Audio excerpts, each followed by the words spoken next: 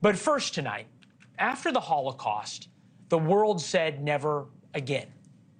It's now happening again. And I need to warn you, what you are about to see shows the worst of humanity, and it will make any decent human being uncomfortable, even sick to your stomach. But that's the point. You need to see it. The images we are now seeing of Hamas hunting down Jews, rounding them up and killing them, is eerily similar to the images of the Nazis doing the same thing. It's difficult to say and to show and to look at, but we should and we will. Here's a reporter from Israeli News 24 describing what soldiers just found today in one Jewish community near Gaza. Babies, their heads cut off. That's what they said. Gunned down, families completely gunned down in their beds. That was today. And here's a Holocaust survivor explaining what the Nazis did. I pushed myself to the big door from the barrack, and luckily there was a little peephole. I'll never forget this my entire life. And I looked out and I saw the row of the women when they were going to the gas chamber. And I saw my mom holding with another lady from my hometown. For the next few minutes, on the left-hand side of your screen will be pictures of Hamas gunmen slaughtering Jewish families. And on the right are Nazis doing the very same thing. If one wasn't in black and white, it would be very difficult to tell the difference. And yet, in cities across America over the weekend and today, across the world as well, pro-Hamas marchers took to the street celebrating the slaughter. Their signs say, "From the dead to the med, Palestine will be free." That means the elimination, the extermination of Jews and the elimination of the state of Israel. But of a lot of America, far too many Americans want to have it both ways. Even President Biden can't call it what it is. He, too, today played both sides. There's no place for hate in America. Not against Jews, not against Muslims, not against anybody. There is the both sides argument from the President of the United States. Perhaps Mr. Biden hasn't seen the video. People in the American streets are celebrating the slaughter of Jews. There are not people in our streets celebrating the slaughter of Muslims. What happened Saturday is the exact same thing as what happened during the Holocaust. And the general in charge of Israel's Southern Command reportedly said the same thing Dwight Eisenhower said when he liberated the concentration camps. He said, "Bring in the journalists so the world can see, to bear witness," like Nick Robertson of CNN. There were so many murdered members of this kibbutz, men, women, children, hands bound, shot, executed, heads cut. Of course, like the Holocaust, many will deny what happened, and CNN evidently has no problem giving them airtime. Here's a Palestinian activist with CNN's Fareed Zakaria. Hamas mainly attacked military establishments, military installations.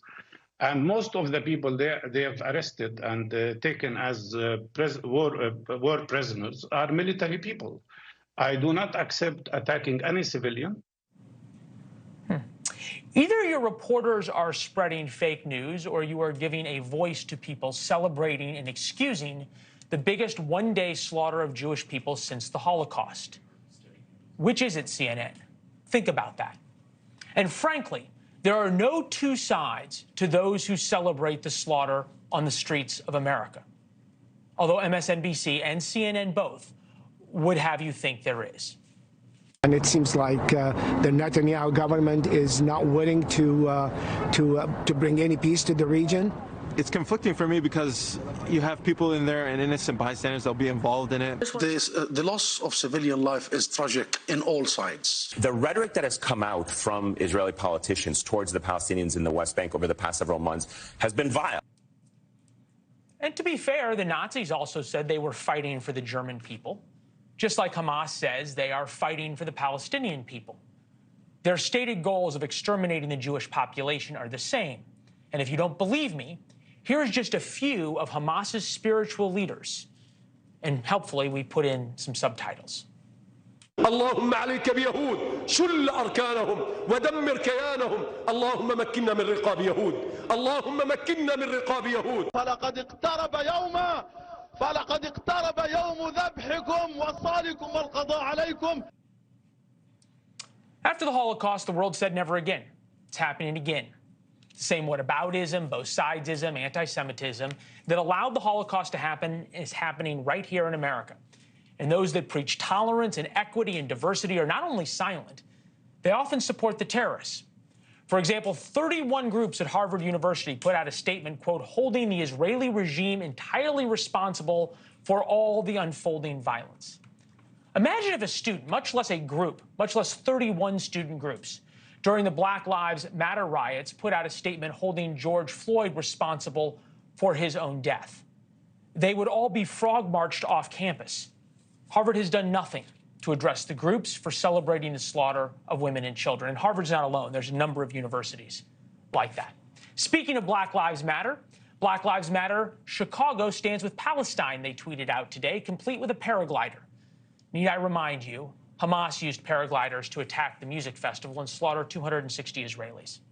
At times, Nazi death squads were less efficient. Hamas just released more footage, actually, of their attacks.